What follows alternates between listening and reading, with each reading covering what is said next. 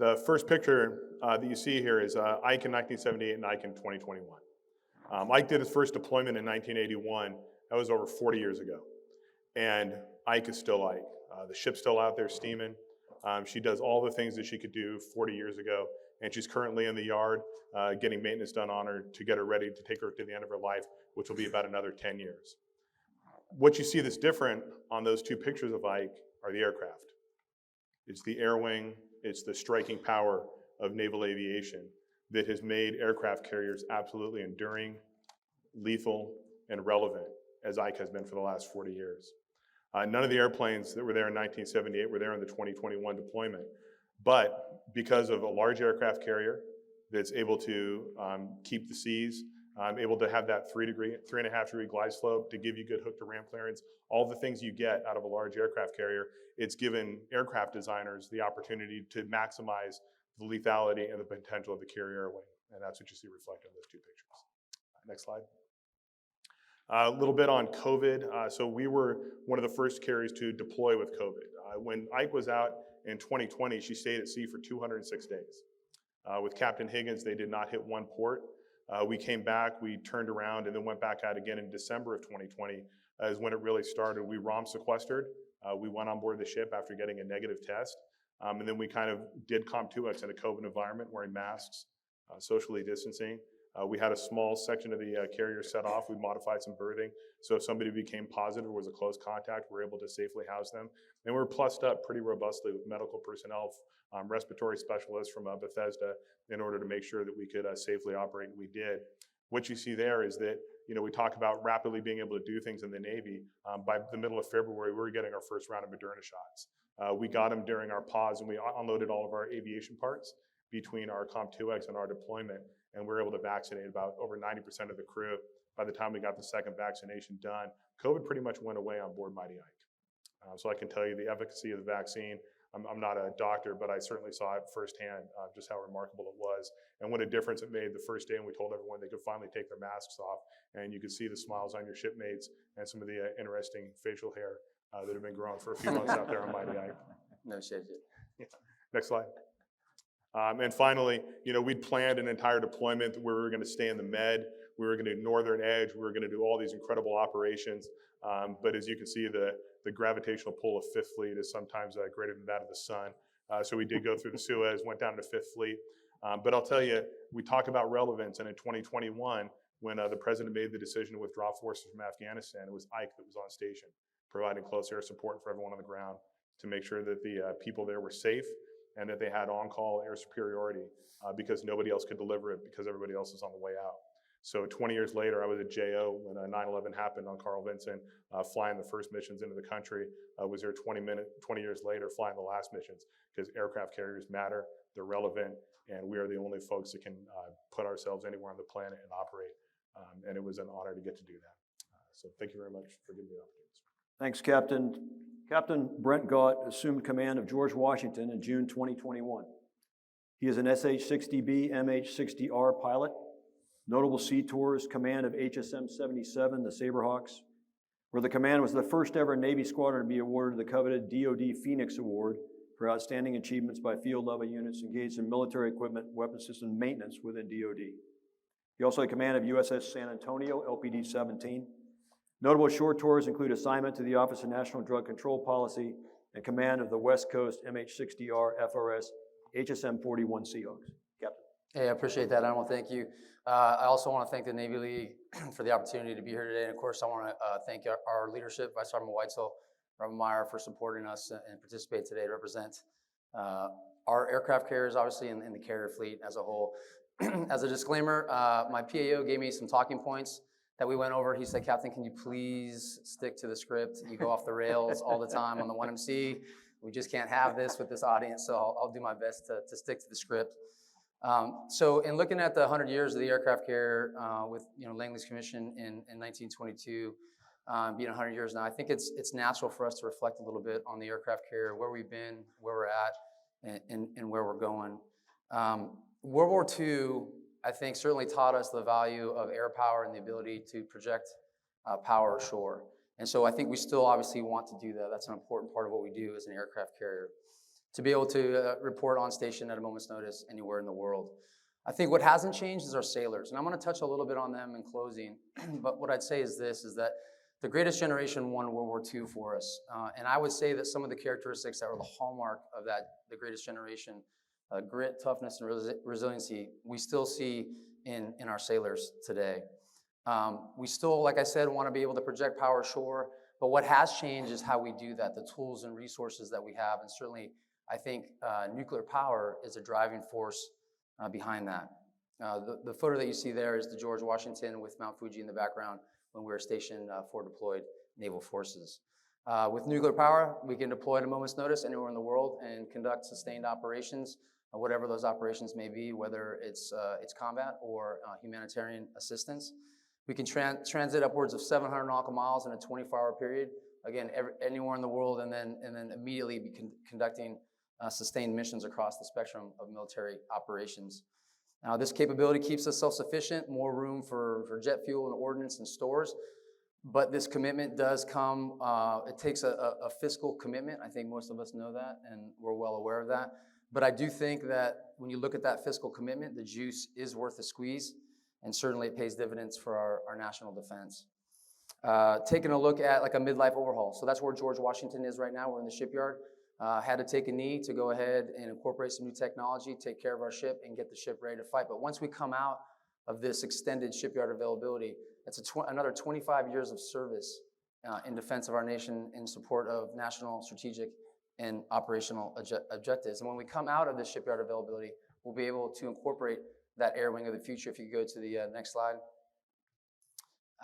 Actually, that was my next point, but the air wing of the future, F-35, and also MQ-25, the Stingray, and we'll be able to incorporate that along with other advanced technologies. Now, if you look at the Carrier Strike Group, so here's what you see, Carrier Strike Group, a number of other assets in formation. We talk about with the Carrier Strike Group, lethality, agility, flexibility, sustainability at sea, but also mobility. Mobility is a huge piece, a huge characteristic of what we could do as a Carrier Strike Group, being able to move, not a stationary airbase, but being able to move from location to location to execute the fight. There's no other weapon system that can deploy and operate forward like an aircraft carrier as the HVU in a strike group with the other assets in the strike group and the air wing with the same type of speed, agility, flexibility, and combat capability. We are unique as a nation to be able to employ that projection of power shore like we do as a nation. The last thing I want to touch on, if you go to the next slide, and that's the doing some initial carrier calls with the JSF. Next slide, please. So, American innovation, right? Big part of what we're doing as a carrier fleet, but it's also the sailors that are part of that innovation. With the systems that we have in place now on board the carrier, it's extraordinary the skill set that's required from our sailors to operate the systems. Talking about things, machinery repair, aircraft control, advanced communications, and our sailors are operating these systems. And we still require these young people to volunteer to serve, all right? And they're doing that. The last point I want to make, and I'm going to come full circle now to my original point about the greatest generation, one of my original points. I'm blessed, as well as these other gentlemen up here, to serve with some of the finest Americans, finest sailors in the world today, finest young people in the world today. On board the ship, a lot of times we talk about attacking the day with an enthusiasm unknown to mankind. They do that each and every day. We talk about being a shark, right? Keep moving forward, be curious, fear nothing, embrace the fight, whatever the fight may be. It doesn't have to be kinetic. Sometimes the fight is just putting on your uniform and going to work and doing your job, and they do it each and every day. And if you could be on board with us for just one day and see the fight and the resiliency and the toughness that these sailors have, I think you'd come away from it very impressed. It's eye-watering to see what they do in their commitment each and every day. So worry not, right? When the fight comes with the carriers that we have in the fleet, the carriers that we're building, the sailors we have on board, I'm pretty confident that we'll be ready to answer the call. Thank you, Admiral. Thanks, Captain. Captain Cassidy Norman assumed command of USS John C. Stennis in December of 2021. As a test pilot, he has flown 44 types of aircraft and over 10 aircraft carrier deployments. He flew 116 combat missions and has accumulated over 700 arrested landings on 6 different classes of aircraft carrier. Commanded VFA 83 on USS Eisenhower, commanded USS Mount Whitney, home port in Italy. He also served in Japan on the Joint Staff in the Pentagon. Dudley? Thank you, Admiral. And I want to say thank you also to the Navy League for giving us the opportunity to talk about aircraft carriers. So my ship, the John C. Stennis, she is just starting her midlife overhaul right now. And I would agree with Captain Gott. It's really impressive to see the adaptability and the flexibility of these aircraft carriers. Just last week, I was on the ship and I went into a load center, which is where we distribute electrical power, and they were installing new electrical panels. Now, we overhauled the whole ship, including the old electrical panels, but these are new electrical panels. And what was remarkable about that is that these electrical panels didn't have any loads that we have on the ship for them. So taking a step back, this ship 25 years ago was built with some additional electrical panels that over the years we have needed. And now we've used all of those up. And there was already space and structure on the aircraft carrier and a maintenance plan to put in more electrical panels. So anything that we develop that we need that needs electrical power, we have that capability for the next 25 years of the aircraft carrier. Next slide. So my first aircraft carrier was the USS Independence, and she was stationed in Japan. In Japan, we don't have a lot of training ranges or simulators, or we didn't at that time, so we went to sea quite often to maintain our ability to be current. So I didn't really realize at that time, but as a new pilot, the USS Independence was a well-oiled machine. And halfway through my tour, we were scheduled to cross deck with the USS Kitty Hawk. So this photo that you see in Pearl Harbor is the USS Independence next to the Kitty Hawk. And I was excited. I was a young pilot, and I was excited to go to this modern aircraft carrier. It had a considerably larger flight deck. And I was excited that we were going to be on a newer carrier. We're going to have a lot of great flight time because it was able to launch and recover aircraft more quickly. And it was a large mission to move everything over from one aircraft carrier to the other, but we finally deployed. And my first flight, I'm out on the flight deck, and it was going very slow, and it didn't seem very coordinated. We were not flying a lot at first. And the reason, I didn't realize it, but I had been on an aircraft carrier that was up to speed and well practiced. And it really gave me the lesson learned that you really need to take care of the sailors, and they have to train, and they have to be given the opportunities to serve well as a team. That team in Japan had been serving well for years together, and it took a little while for the Kitty Hawk crew to get up to speed. It was a professional crew, everything was safe, but it took a couple of months before we were finally up to speed. Next slide. It really emphasized to me how important the sailors are. Just like Captain Gott said, they are motivated. When you give them the tools they need to train, you make sure that no matter your leadership style, that they know you care about them, and you're going to take care of them. They do some amazing things. Next slide. So the Kitty Hawk eventually got up to speed and was a fantastic ship. I was very lucky to see that transformation of the aircraft carrier back into a high-speed, forward-deployed unit. So these aircraft carriers, I'm very impressed. There's a couple of other things I wanted to share with you that I've learned in aircraft carriers over the years. Next slide, please. As Captain Gott said, and as Captain Campagna said, these ships can operate anywhere in the world. I first thought about aircraft carriers, and I was very impressed with the rapid response to crisis operations. Anytime war breaks out or there's a military crisis, the aircraft carrier can follow and can be there on station. Just as the most recent example, the USS Harry S. Truman was out in the Mediterranean right when Russia was building up and then invaded Ukraine. And the Truman was flying with our NATO allies and sometimes landing in those countries to build that defense to prevent any spillover. Very impressive. The other thing I learned, and that I didn't know at first, was that even in campaign operations, the aircraft carrier is very valuable. So when we were in war in Afghanistan and war in Iraq, I served in the Combined Air Operations Center. And when I went over there, I was expecting the Air Force to say, hey, Navy, we're the experts here in campaign ops. You go fly over boats or something, we got this. But they didn't. They wanted us there. And they wanted us there because the aircraft carrier is self-sustainable. We don't need basing rights. We don't need food. We don't need force security. All the things that were making it very hard at the Combined Air Operations Center to get more forces in theater. But the aircraft carrier was already there, and we already had modern aircraft that were well integrated with all of the other forces in theater. Now, sometimes we can stay out at sea for a long period of time, but we also go into ports and port visits. So I also realized through my time on aircraft carrier how important it is to build partnerships with other countries when we go into ports. Next slide. So a couple of examples. This is an aircraft carrier going into port in Rio de Janeiro in Brazil. Next slide. And this is in port in Busan in South Korea. Next slide. And this is in Suda Bay, Crete. So we pull into port. Obviously, we need to get some supplies, and it allows us time to have new sailors come on and our outgoing sailors depart. But it also can be a very impressive sight in these countries, and we take advantage of that. We always have tours of the ship available for the folks in that country to make sure that they see these great American sailors, this great Navy, and they can really put a face to the name and the policy that we have in the United States. So on this aircraft carrier, sometimes we're able to give a reception. Next slide.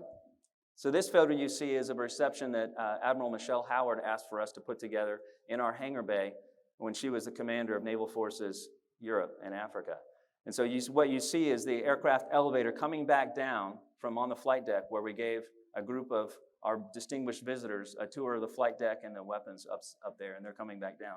And it's very impressive to see, as someone who worked on the floor there, helping out to make sure we got all the distinguished visitors all the food and everything they needed. It was impressive because not only were there representatives from that country, from the political spectrum, from the military, but we also had several political representatives to that country from other countries. So it had quite an effect.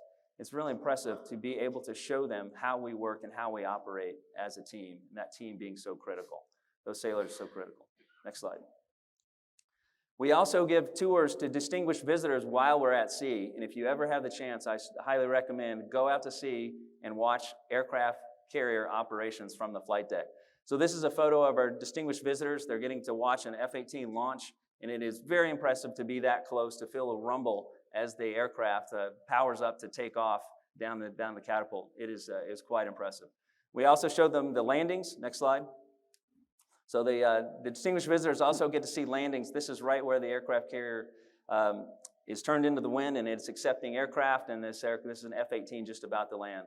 Now this particular group, the gentleman in the center is Ambassador Glass, U.S. Ambassador to Portugal, and several folks that he has with him. He's not far along from striking and support forces NATO, so we have several members of NATO there. We asked them to all turn around and face the camera for one shot so that as they departed the carrier after 1 or 2 days of being visitors on our carrier, we could give them a framed picture to celebrate their great time out on our aircraft carrier.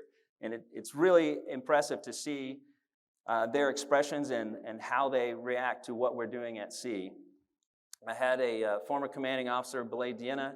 Every time he had a group of DVs out, he would ask them, what was most surprising in your 1 day or 2 days out here on the aircraft carrier? And what did they say? Predominantly, the answer was the sailors.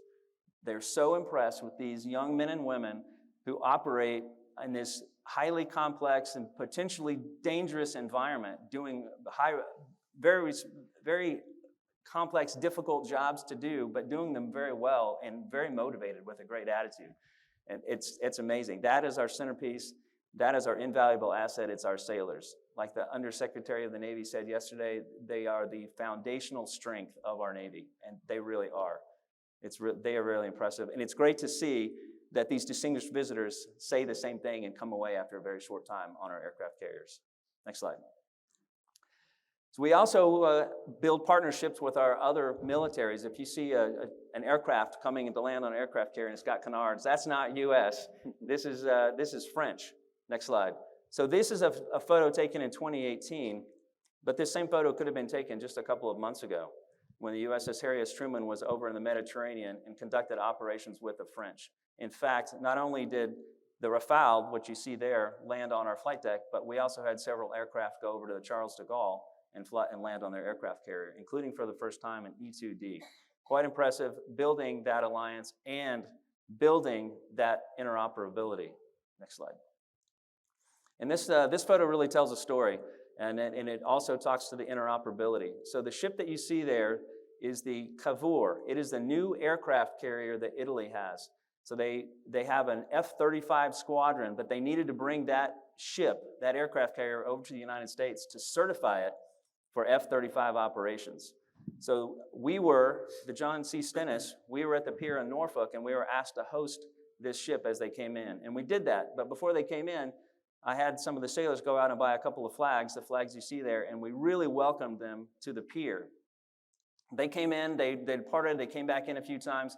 They certified for safe operations of the F-35, the latest strike fighter that the U.S. is now selling to 14 different partners and friendly countries.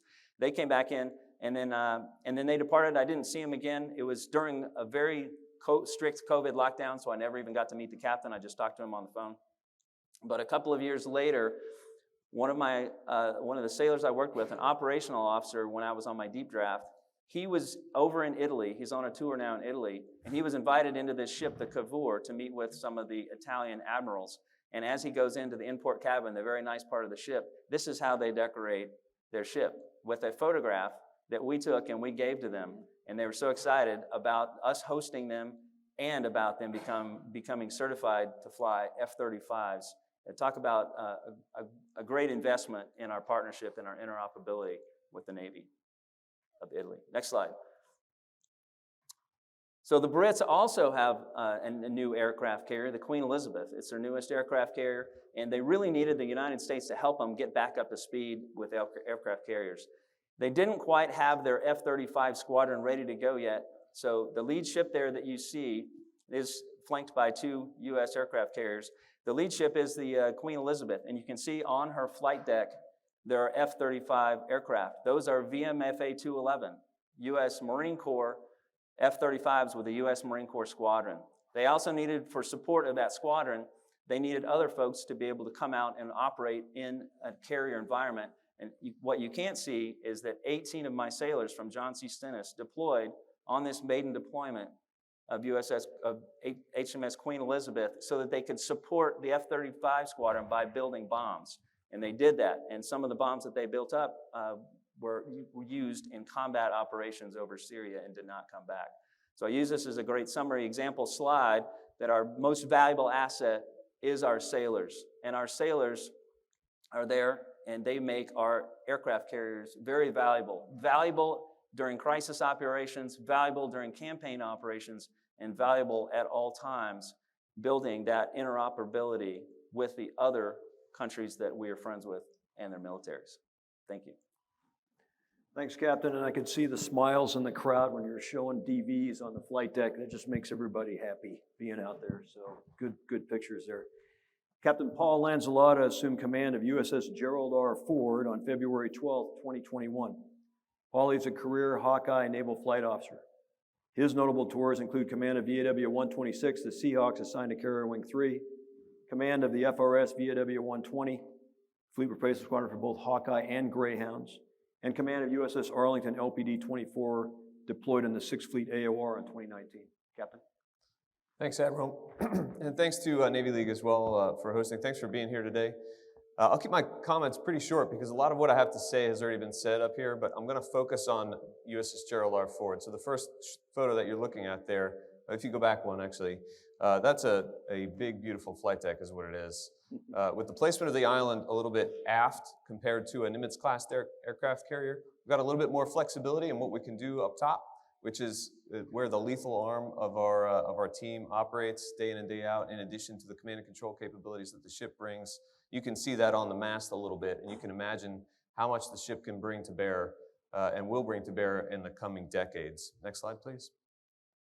So what you're looking at there is one of our advanced weapons elevators on the flight deck. Notable are the way those hatches work. So I know some of what I'm going to talk about is not nearly as sexy, I'll use that word, as some of the stuff you've just heard about, but gosh, sometimes the details matter and logistics matter. And what you're looking at is a method for bringing ordnance to the flight deck without interrupting flight operations because of the way those hatches are designed. You can actually park an F-18 on top of those clamshell hatches, as we refer to them. Those advanced weapons elevators are revolutionary, I would say not evolutionary, and we look to prove how much the efficiency helps us get the mission done here as we get into workups and deployment later this year. Next slide, please. So what you're looking at there is Stores Elevator number 9. What's different about every other aircraft carrier in the U.S. fleet is that we can push entirely palletized logistics support directly onto that elevator and then bring it directly down into the storeroom. This is not something you can do on the older ships. It increases our efficiency, and I'll leave it at that. If you're more efficient, you're more lethal. Next slide. So this is the last one I have for you. Something we did last summer. Many of you probably saw it on the interwebs. That's me in the tower there looking slightly nervous as we detonated a 40,000-pound explosive underwater near the ship. This is something no ship's captain ever would like to do, but it's something our Navy did, and something our Navy did with a direct purpose, which is to prove the shock-hardened capabilities of these ships. And anyone in the crowd who's ever tried to sink a Navy ship at sea, that we do a sink-X every once in a while, it's harder than it seems for a reason. It's even harder when you employ our sailors the way my colleagues have talked about. I had several hundred sailors as well as hundreds of civilians on the ship, but the several hundred sailors below the waterline for this event. They trusted me and the Navy and the shipbuilder with their lives. And so this is the tip of the hat to the industrial base and the shipbuilders that built this fine warship, because I just pulled into port a couple of days ago after being at sea for a few weeks doing our flight deck certification, and she's still operating beautifully. The shock hardenness of the ship is one thing. The resilience of the sailors is another thing, and I'll be happy to take your questions. Thank you. Thank you, captains. Wonderful points. I think, ladies and gentlemen, what you heard is the evolution of the aircraft carrier itself. We talked about Indy, Kitty Hawk, obviously the carriers here in service, and then the Ford. And as we look forward to the commissioning of the Kennedy, we'll continue to upgrade the carrier itself. But the second thing you heard was the upgrade of the air wing on top. So as you look forward, as the Air Boss Kenny Weitzel starts to deploy the air wing of the future, you're going to see that also make the flight deck relevant. Captains, I want to stay ashore for a second. There's only one place in the world that nuclear-powered large deck aircraft carriers are built, Huntington Ingalls. Your partnership with the shipyards, and you talked about your sailors, but it's notable to me that we have an operating carrier, we have a couple carriers, midlife overhaul in the yards, and then Paulie, of course, you're operating your ship now with regard to how the shipyard put the ship to sea with your crew. I found as a CEO that I was partnered up with my shipyard soup, and so that partnership is very deep and meaningful, and that as a captain, you also own that ship in the yards as you do at sea. So comments on your partnership with our shipbuilders to take these ships to sea and maintain them, make them relevant over the last 100 years. Go ahead, anybody. Yes, sir. So, Admiral, you're spot on about the partnership. We obviously we talk about with the project manager and the other principals that are in the room with us and that are then going down on the deck plates and leading their teams, working with our sailors. It's a critical relationship, right? And it really is. We talk about it all the time. We are a team. There's nothing adversarial about it, because I tell this to the team, the shipyard workers all the time, and whether it's shipyard workers, it could be those that are working for supervisor shipbuilding. It's all one big team. That they're serving. They're just wearing a different uniform. Many of these individuals that work for industry and work for the shipyard actually served for 20 years or greater, and then said, I want to keep serving. I want to keep making a difference. I want to take my skill set that I've learned in the Navy and I want to apply it to continue to build warships to support our nation's strategic and operational objectives. So it really is tremendous to watch their effort as well. And we work hard to recognize them. In fact, once a week, we recognize a ship's force sailor and then also a shipyard worker for their contributions to the team and what they're doing for us. And so it can't be overstated how important that is. The concept of team and a partnership working to rebuild our ship, to get, in particular for the George Washington, to rebuild our ship and to put our warship back to sea where she belongs. Paulie, would you comment? It's been said quite a bit that as the Gerald R. Ford was built, that all of that new technology you started to refer to was difficult to bring aboard, right, all at once. You've got a new radar, you've got new weapons elevators, you've got new cats, you've got new arresting gear, but you've obviously made it all work. The value of that carrier seems to be pretty apparent to me, but maybe you as the driver can comment on the value of that technology.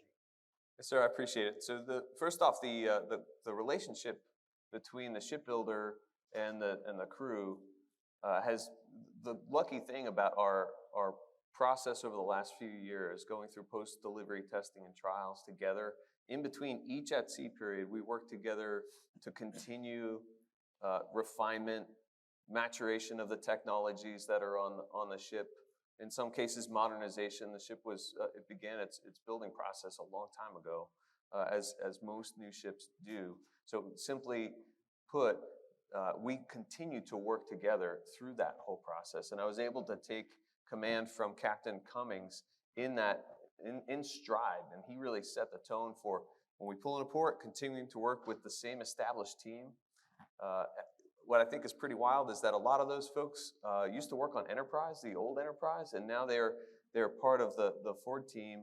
And that mindset of, hey, this is a unique ship with a unique set of things going on, and let's just get at it and work at making it better. To the new technology piece that you brought up, sir, it's really cool in a lot of ways, and I don't want to drag on the answer. What I would say that the biggest thing that sticks out at me, and I was struck by when I checked into the ship, was the sailors on Ford, from what I can see, besides the enthusiasm and the willingness to work hard, they have more of a divergent thought process than a convergent thought process, as opposed to the normality. And sometimes you see in the Navy, sailors will say, well, that's the way we do it. That's the way it's always been done. I see the opposite on my ship. I see sailors that are willing to kind of look at things from a different angle, and because of the new technology, and think, how do we do this better? What is the thing about this technology that will allow me to work more efficiently? I think that's super motivating for me. My sailors a lot of times will ask me, hey, how are you so motivated, Captain? You're up all the time. And I'm like, well, that innovative mindset, that we're not linear thinkers on USS Gerald R. Ford. And it's really pretty exciting. I hope that gets the. That's awesome, and it takes a true leader to be able to lead sailors like that. Captain Campagna, I'm gonna turn to you for maybe a slight hardball question. You were over at OMM 98. You were responsible for requirements and for air wing requirements and for carrier requirements. Oftentimes, the topic of survivability of these platforms comes up. Your comments on that? Yeah, we often talk about that our carrier is obsolete because of the threats that are faced today. And I think the same argument was made in the very first congressional testimony when they were making the decision about whether or not to build Enterprise, that it was obsolete at that time. And I think that the aircraft carrier has shown itself to be very enduring. And for anyone that's worried about the modern threat that's out there, I'll just say that the carrier is not on an island. It deploys with the air wing. It deploys with the strike group. It deploys with the layered defense that goes from the bottom of the ocean out to space. And anyone who thinks that we're fragile little teacups out there or something like that is grossly mistaken.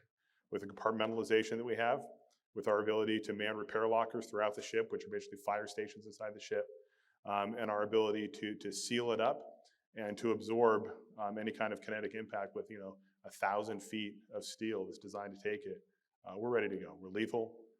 It's an incredibly well built, as you saw with the shock trials on Ford. These things will take it and continue to operate. So I'm very confident in the aircraft carrier. I'm very confident taking out to sea in any environment, and very confident to fight the ship. So if I could jump on that too, Captain Campagna, I would say, so as a person who spent most of my adult life looking at a radar scope in the back of a Hawkeye, one of the things I always think about when that comes up is the maneuverability of the ship and sorting through the problem of figuring out who actually is where is not a small thing. So for those out there who are listening and recording, try to find me, okay? I mean, we're fast, we're maneuverable, and we will use all of those things to our advantage. So a radar is a great thing. It also sees all of the things on the ocean. And if you don't have an appreciation for how big the actual ocean is, then you don't have appreciation for what the problem set is. So that a fixed target is a whole lot easier to target because it's still there tomorrow. And I guess I'll leave it at that. Yeah, moving around at 30 knots, you can cover a lot of sea space and make it very challenging for anyone that would choose to target you. Absolutely. Captain Gott, let's go to training for a second. You're getting your carrier ready to go, but in your experience as a member of a shipboard air wing, work in partnership with the air wing commander, how do you keep your crew trained, and how do you align training with the air wing? That's tough right now, sir. I mean, obviously, in the past, it was one problem set being a part of the air wing as part of a squadron, and now obviously being the captain of the carrier, it's a little bit different. And certainly, we're facing some speak truth to power, sir. It's challenging right now because of where we're at, and you go into an RCOH, and there's some manning challenges that are there. And as we continue to build, we're trying to find how are we going to train our crew.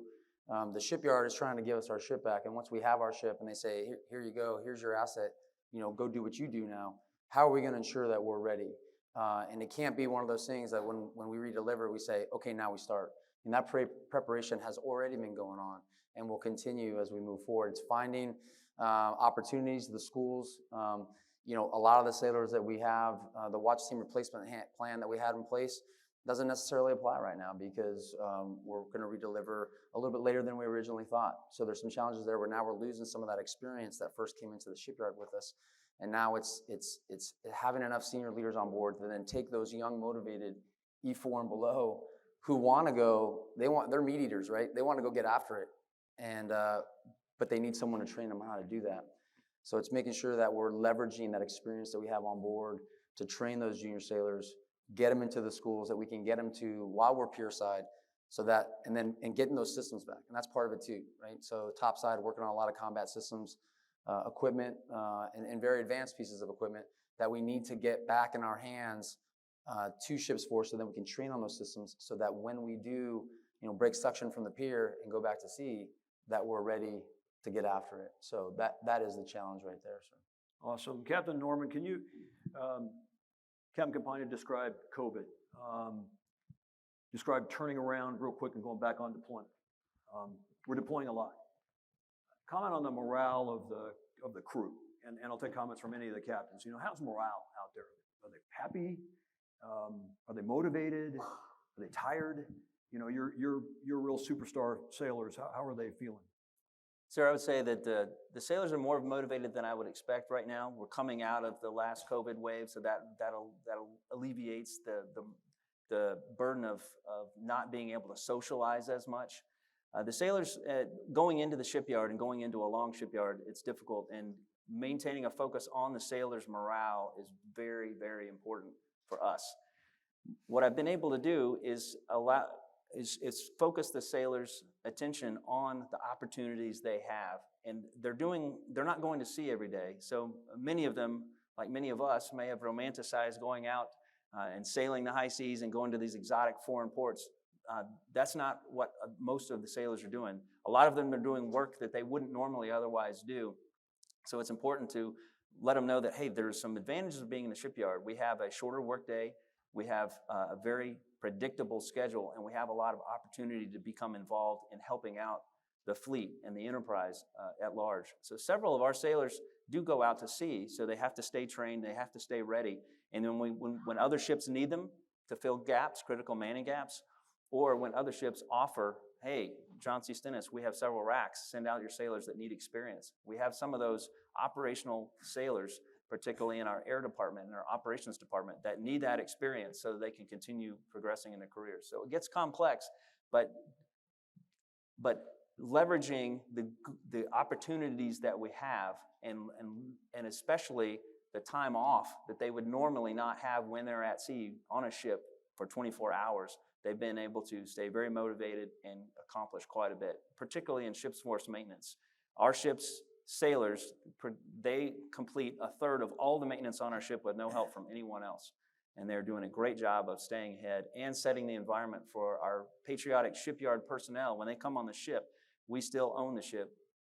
To make sure that it's clean, we make sure it's ready, make sure that the spaces are available. So any of the folks that come on the ship to do the work can get their job done. It's been a bit hard for us being kind of in the shadow. We've got other big ships like the Gerald R Ford and like the George Washington that's the highest priority. We're not the highest priority. We just got there, so sometimes we're not getting all of the workers, the deck plate workers we need. So we're trying to rally and make sure that we have burger burns and other things that make it fun and make sure they know that we appreciate what we're doing, and that helps the morale of the trades and of the sailors as well. Admiral, if I could add one thing to that, and it kind of goes back to your last question for me with the training.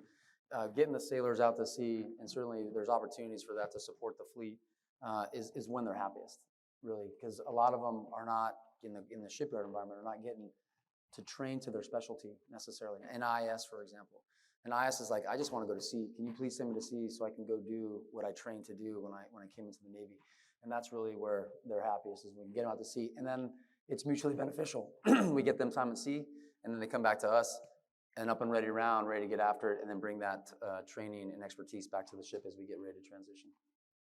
Captain Kabani, comments? Yeah, I just say that I'm in a little different situation. My ship is currently at Norfolk Naval Shipyard in Portsmouth, Virginia. So this is a Navy shipyard. And again, it's those relationships with the shipyard CEO, Captain Wilson, and Mr. Fowler, my project manager, that really, from the very beginning, we took some innovative strategies for how to get ICAT on time. We moved the crew off. We did some innovative work with how we contracted out some of the repairs to the tanks on board the ship, which are always a challenge anytime you go into the yards. We did some amazing nuclear work, and we've kept it on glide slope. I think that it's a little different for our sailors. After doing back-to-back deployments, they did 206 days at sea. Then we came out for the second deployment. And it's funny, so we actually got to go into a port, and we did kind of a pierside visit. Anyone who's used to the sandbox, we kind of did the same thing. And we pulled into Suda Bay. And we kind of fenced off the little yard down there and brought some contractors in. And it was the first time that a lot of these sailors on their second deployment had ever gone ashore. And after we did it, I'm like, oh, it was great. We got Pierside Liberty. I think the island had to bring in a few extra semi-trucks full of beer down there to the pier. So we had a good time. But it was just the first chance anyone actually had to socialize in a long time. And later on in the deployment, sailors were like, sir, we need to go back to Suda Bay. And I'm like, man, you guys have no idea. but it's their experience, and they were so motivated, so excited. We did the same couple of pierside visits in Duga Moman as well. And so when we came back after the second deployment, it certainly was time to take a knee. It was time to give them some time off, some time to recuperate. I'll tell you what, we've been there for 7 months, and I can sense the anxiety. The sailors are ready to get going. We're doing some more advanced training. We're starting to do things around the ship. They're seeing some of the temporary services coming down.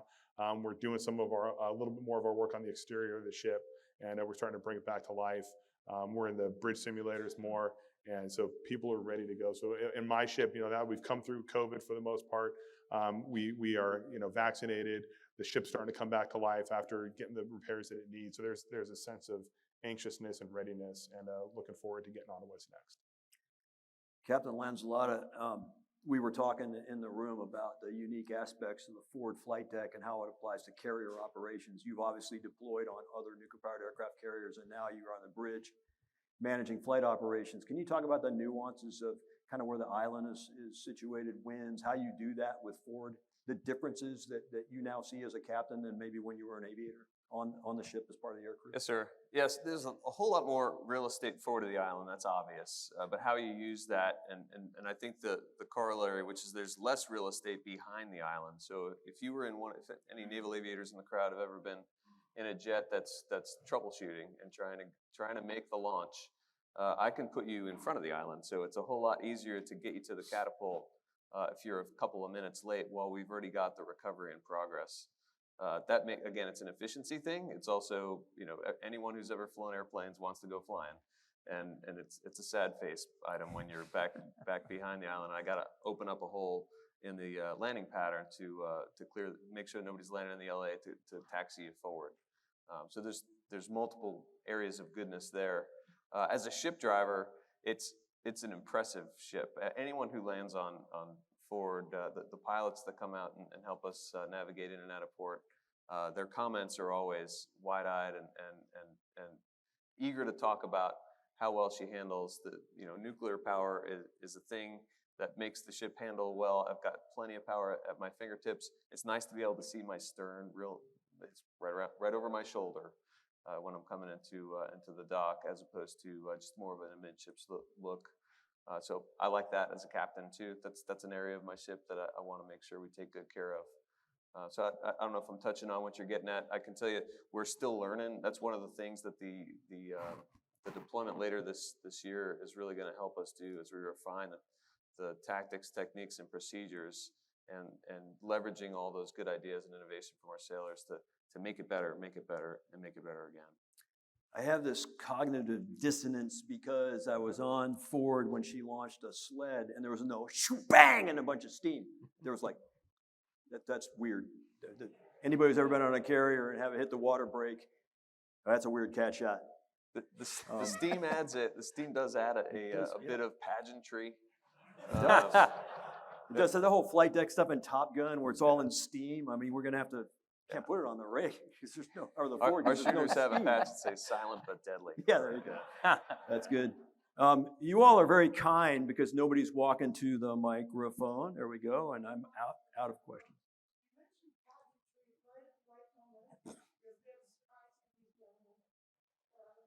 Okay. Pageantry with 6 minutes to go.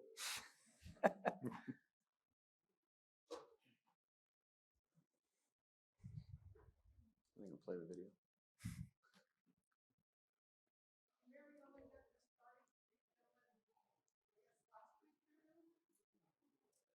It's Oh, a, wow. it's Oh, a wow. cake. Look at that. Is a cake. It's a carrier cake.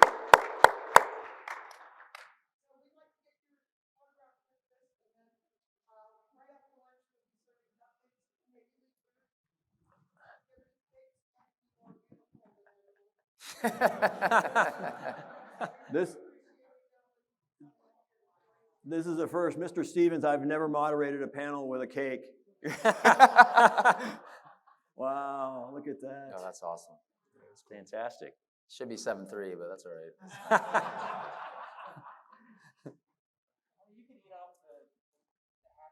Sure.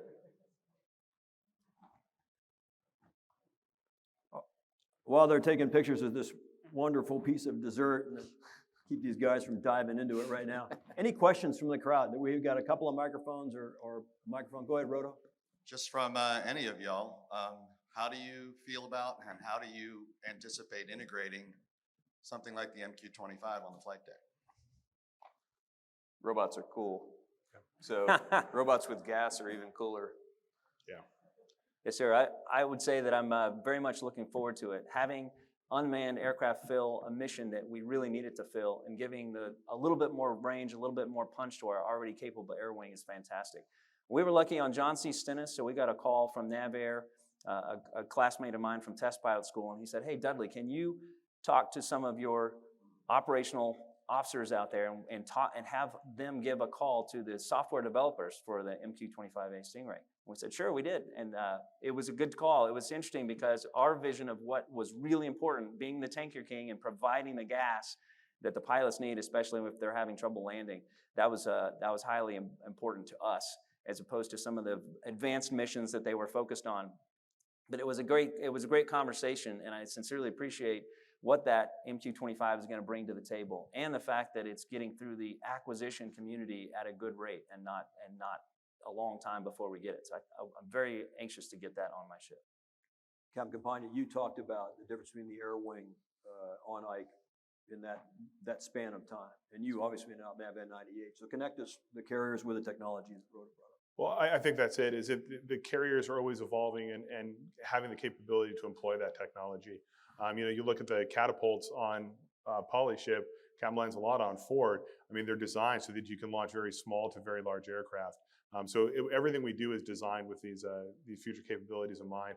I think that what's also very powerful is that with the advent of airplanes like the MQ-25 and UAVs, is that we can have a persistent presence overhead the ship when we're not doing flight ops. We generally fly for a 12 to 14 hour fly day, and then we reconstitute, we respot, we fix the jets and do everything we need to do to get ready for the next day. And this gives us the opportunity to have something we can shoot off at the end of the day, keep persistent overhead to give us situational awareness of the battle space as we move and as we sprint, and then recover it right after we launch after we launch the second event the next day. So I think that's a very powerful growth area that we'll look at for the unmanned aerial vehicles, and all of us are very excited to have that supporting the carrier. I think the bottom line is, does it make us more efficient, effective, and capable? Yes. So there's going to be challenges with it, and we know that with any new system that we're incorporating and integrating. But we're the Navy. We can do anything, and we'll figure it out, and it's going to make us better. Yeah. Keynote in the air wing of the future. We do have 2 minutes left. Do any of you have a closing comment, and we'll stay on time for Navy League?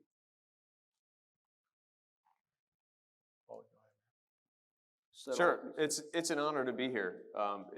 The folks that are on this stage are my good old friends, and they've just one small clip of the talent that's in our Navy, and not to be underestimated are our junior sailors and what they can do. So what I didn't mention during the picture of the full ship shock trials is there's thousands of people on the ship, close to 3,000 people. You saw how big an explosion that is. It shook the ship violently. Not one casualty, not one person significantly injured. Sailors took care of each other. They looked out for each other. It was one person that had like a nervous moment, and they were back in their job, doing the job like 10 minutes later because of their shipmates. And I know that these fine people up here that I'm honored to serve with are one of the reasons why I can do this hard job, is because we can lean on each other. So thanks, guys. Ladies and gentlemen, 4 of our 11 American heroes and national assets. Round of applause, please, for our panel. Good job, boys. Okay, go ahead. Whatever the risk, men must defend freedom. So my name's Jim Offit. I'm the one of the past presidents of the Navy. Strength is I'm a essential carrier to aviator. sustain Many of us freedom. have friends in the carrier world who have been in accidents, and their families are also hindered by the fact that they don't have their primary person around. There are a number of different organizations that support these sailors, their injuries, and their families. One of those organizations is called the Wingman Foundation, and we have several aviators and their families who are being supported by them. I'd like you to consider looking up the Wingman Foundation on the internet, or there's a couple, young Lieutenant Commander Mahan here who has the Q code. If you know what a Q code is and how to get to it, he'll be standing up here and he'll give you the Q code for this great organization that is supporting our aviators who have, and their families who have, had the accidents and are either recovering or just trying to live. So thank you very much. Thank you, sir. And the video now, please. And whatever the risk, men must defend freedom. Strength is essential to sustain freedom. Today, as throughout our history, we bear faithful responsibilities in the world.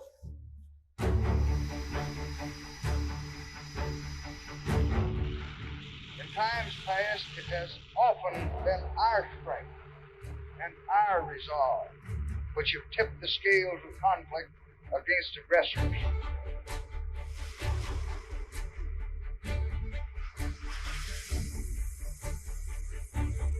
That role has never been an easy one. It has always required not only strength, but patience, the incredible courage and sacrifice, the tragic price that we paid for our commitment to ideals.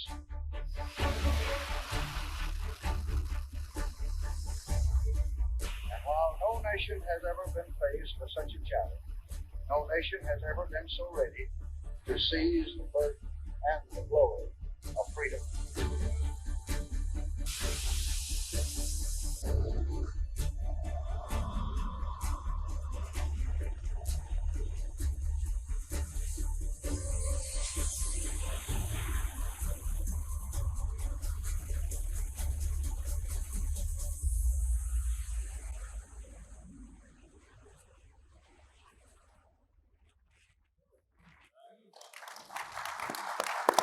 Hey, thanks a lot. Nice job, Louis. Thanks, Admiral. Appreciate it, sir. Thank you, sir. Appreciate it.